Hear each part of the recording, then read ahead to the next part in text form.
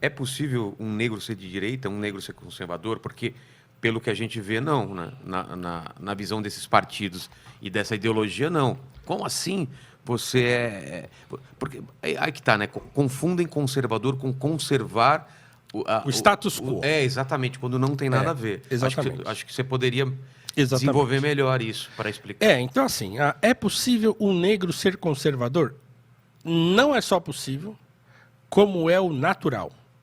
E vou dizer mais, quando as pessoas falam, porque agora tem uma nova mania entre o pessoal do movimento, que é a coisa da ancestralidade. A gente ouve muito falar disso no movimento negro. Não, porque estamos buscando ancestralidade e tal, não sei o que lá. Ancestralidade é conservadorismo. Certo? É isso. É você resgatar, olhar para o passado, ver o que está bom, que deu certo, as raízes, as coisas valorosas lá do passado. Então quer dizer, em geral, né, o conservadorismo, digamos assim, é um natural das pessoas. Como diz um historiador famoso chamado Robert Conquest, todo mundo é conservador nos assuntos que conhece. Se você é roqueiro, você vai preferir NX0, sei lá, ou Iron Maiden, né? Ah, não, Iron Maiden, pô, que isso, tal, né? Se eu sou um cara que gosta de samba, o que eu gosto mais? Fundo de quintal ou qualquer grupo de agora aí? Não, fundo de quintal, né, cara? Pô, não tem nem comparação.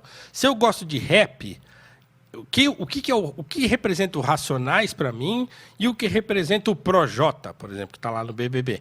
Pô, não tem nem comparação. Racionais, Taíde DJ1, não tem nem comparação se eu ouvir Taíde DJ1 e ouvir um rapper desses de agora, que pode ser legal e tal, mas esses rappers de agora também estão olhando para lá.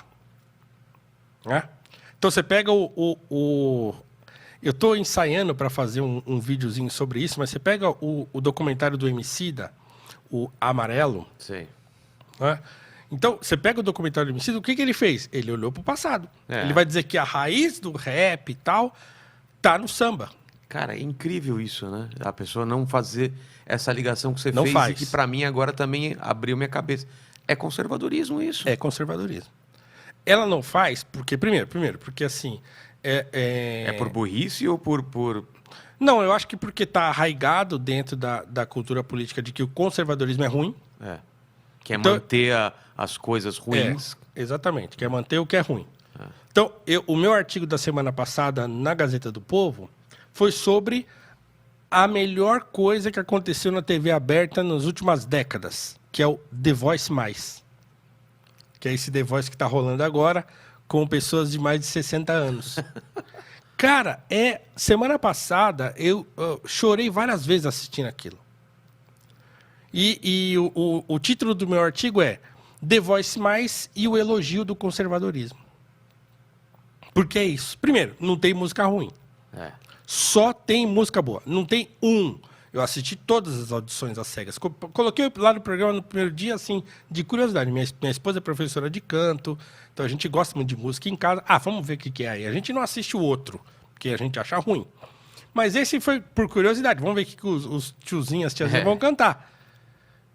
Eu vi todas as audições às cegas. Não teve uma música ruim. Nenhuma. Primeiro que comece por aí. Né? Repertório do passado. Então, você não vê eles cantando coisa de... Talvez nenhum tenha cantado música atual, assim. Só música boa. Eles, com as suas histórias de vida, né? O seu passado e a valorização desse passado, dessa tradição e tal. Então, todo o discurso dos participantes tinha um quê não de saudosismo, mas de conservadorismo. De tentar preservar ou de trazer, de resgatar aquilo que era bom, que era bonito, né? Que tinha valor antigamente e tal. Então esse programa está sendo isso, um elogio do conservadorismo. Ressignificar esse passado. Não ressignificar, mas trazê-lo, né? Evidenciá-lo, né? Que é o que o Emicida faz no Amarelo. Olha só como era aqui que estava o negócio. No Cartola. Eu sou hoje o que eu sou por causa desses caras exatamente, lá atrás. Exatamente. Eu estou sobre o ombro desses gigantes aqui. É isso aí. É isso aí.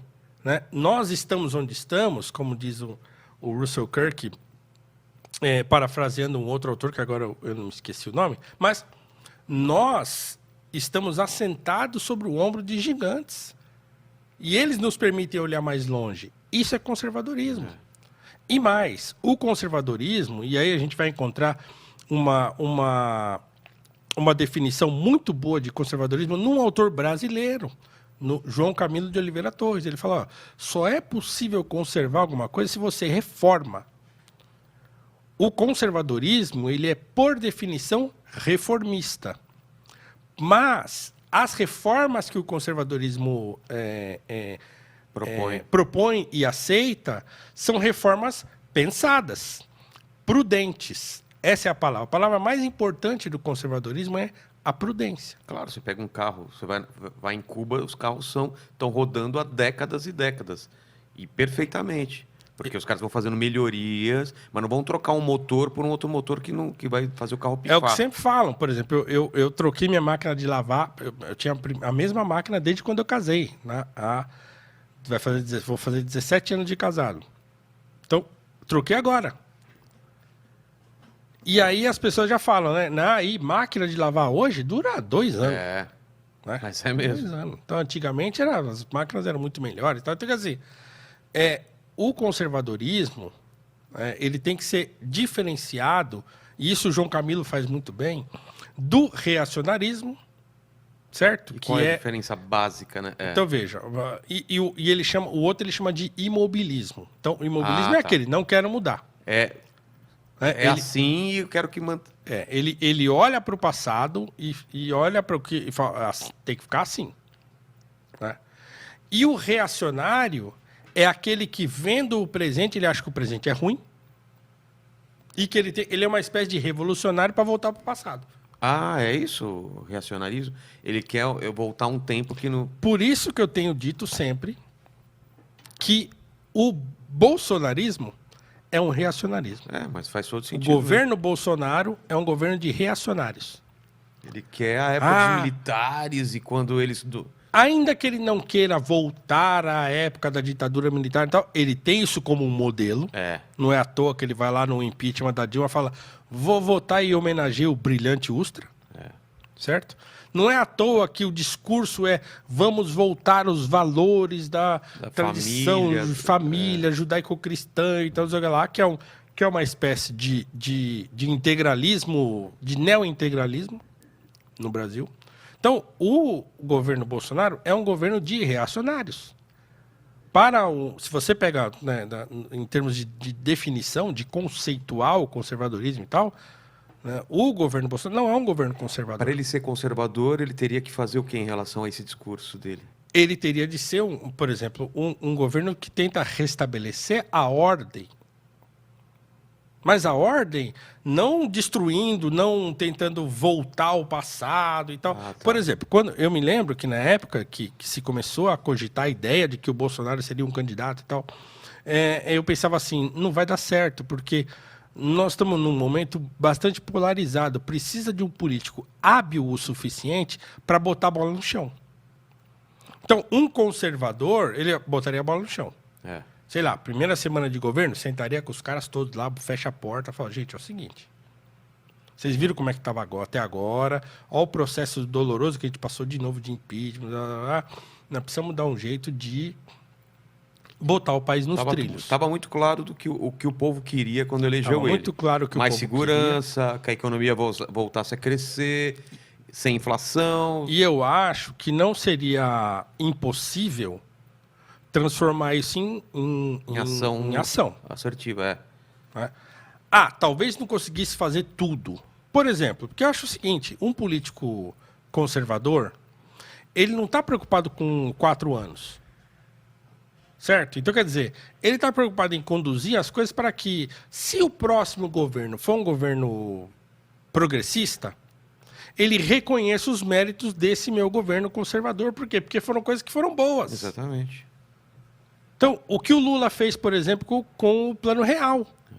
Quando ele entrou, ele falou, não, isso aí é neoliberalismo, não sei o quê. O Lula pôs a bola no chão. Não, isso aqui nós vamos ficar porque isso aqui é bom. Né? Então, nesse sentido, o Lula foi conservador, naquela ocasião. Totalmente. Né? Se foi por convicção ou não, isso pouco importa. Mas, na prática, ele manteve um projeto que deu certo. Então, se entra um cara e que ele fala assim, ó, nós não precisamos mudar tudo. Por exemplo, vou usar um exemplo de um lugar que eu atuo, que é a educação. Então, assim, o MEC é aparelhado por comunistas, blá, blá, blá, blá, blá, blá. Entrou um governo conservador, então vamos derrubar o MEC e fazer outro. Não dá. Você vai ter que aprender a dialogar com aqueles comunistas de esquerda que tem lá. E vai ter que apresentar para ele propostas que o cara não espume de raiva, mas que ele veja como uma coisa que vai ser boa para o estudante, para o professor. Entende? Então, quer dizer, um conservador, ele pensa assim. Aí, o bolsonarista vai falar, mas como? Como que vai dialogar se já está tudo dominado, se a esquerda não está nem aí com nada, blá, blá, blá. Então, claro, o sujeito coloca um futuro do pretérito. Né? Não dá para fazer. Não, você nem tentou. Já coloca empecilho. Entraram lá já querendo chutar a porta, querendo derrubar tudo, fazer tudo de novo. Então, entraram num pique de revolução. O governo Bolsonaro iniciou com essa coisa. Não, vamos mudar tudo aqui. Vamos resgatar os valores, blá, blá, blá, blá, blá. Claro que não ia dar certo. E agora estão aí, né? Desse jeito que estão. Deixa eu te perguntar uma coisa. Você gostaria de viver de YouTube? Fazer seu próprio horário, trabalhar de onde você quiser e principalmente gerar muita receita? Pois é, hoje é a sua chance. Finalmente a gente lançou o Viver de YouTube, que é o único treinamento no mercado que vai te acompanhar do absoluto zero até a criação do seu canal de sucesso.